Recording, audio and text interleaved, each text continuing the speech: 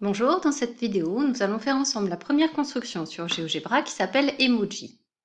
J'ai ouvert le programme de construction sur la gauche et mon fichier GeoGebra sur la droite.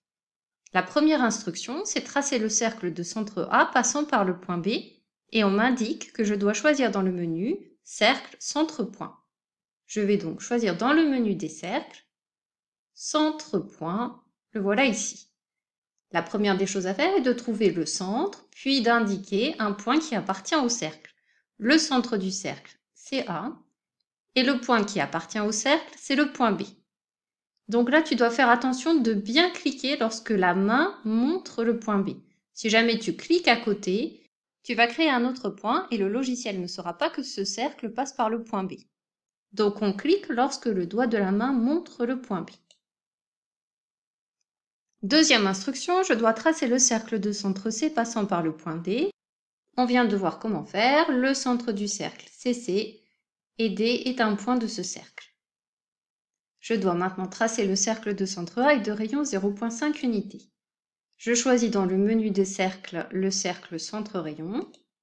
Je clique sur le point A et j'indique non pas 0,5 mais 0,5 car c'est un logiciel anglais.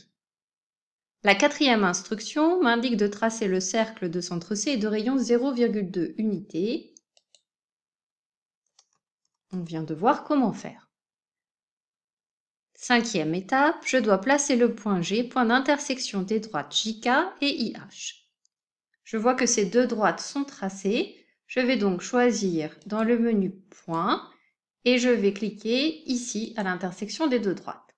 Pour vérifier que je ne me suis pas trompée, je prends la flèche et je regarde si je peux déplacer le point. Je ne peux pas le déplacer, il est bien construit à l'intersection de ces deux droites.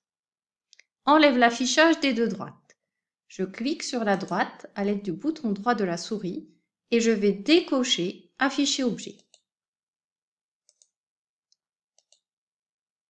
Je dois ensuite tracer différents segments. Je vais commencer par le segment d'extrémité E et F.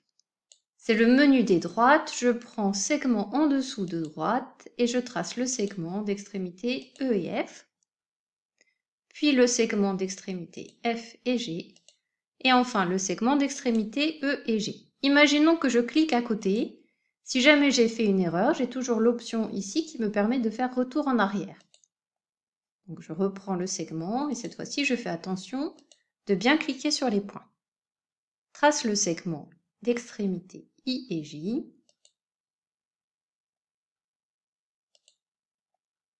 Et place L le milieu de ce segment. C'est l'ordinateur qui va calculer la longueur du segment et diviser cette longueur par 2. Je vais ici dans le menu des points et je choisis milieu ou centre. Je n'ai qu'à cliquer sur les deux extrémités du segment et le logiciel place lui-même le milieu du segment. On en est à l'étape numéro 10. Enlève l'affichage du segment d'extrémité I et J. Je clique droit sur ce segment et j'enlève l'affichage.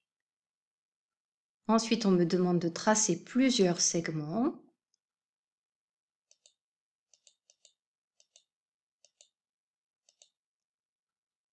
Je suis à l'étape 12 et je dois tracer les segments RQ, QP, PO et OR.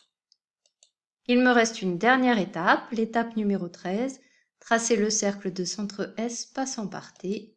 Je retourne dans le menu des cercles et ma construction est terminée.